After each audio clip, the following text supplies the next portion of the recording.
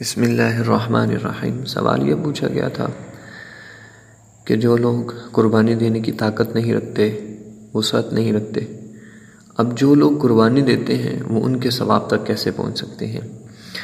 تو اس کا جواب ذکر کرتا چلوں کہ امام ابو داؤد و نسائی نے حضرت عبداللہ ابن عمر رضی اللہ تعالیٰ عنہ سے یہ روایت بیان کی۔ حضور علیہ الصلوۃ والسلام نے فرمایا کہ مجھے یوم الاضحیٰ کا حکم دیا گیا اور اس دن کو خدا نے اس امت کے لیے عید بنایا۔ اور ایک شخص نے پھر عرض کی، یا رسول اللہ صلی اللہ علیہ وسلم، یہ تو بتائیے اگر میرے پاس منہیہ ہو۔ منہیہ وہ جانور ہوتا ہے جس کو کسی نے کسی کو اس طرح ادھارے پہ دیا ہو کہ اس کے صرف دودھ وغیرہ کا تو وہ مالک ہے، لیکن اس کو آگے بیچنے کا، ذبح کرنے کا مالک نہیں ہوتا۔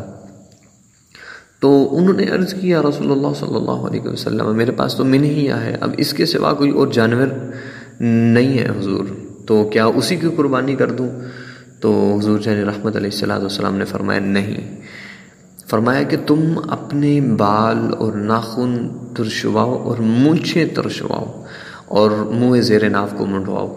پھر حضور نے فرمایا اسی میں تمہاری قربانی ہے جو اللہ کے حضور وہ پوری ہو جائے گی۔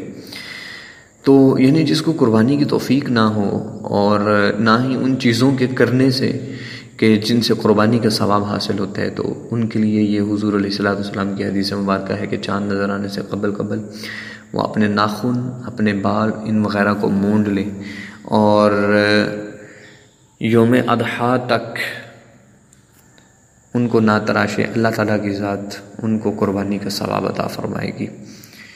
اور اس روایت کو سنن ابی داؤد نے کتاب الضحایا باب ما جاء فی ایجاب الاضحیٰ میں بیان فرمایا۔ واللہ اعلم بالصواب۔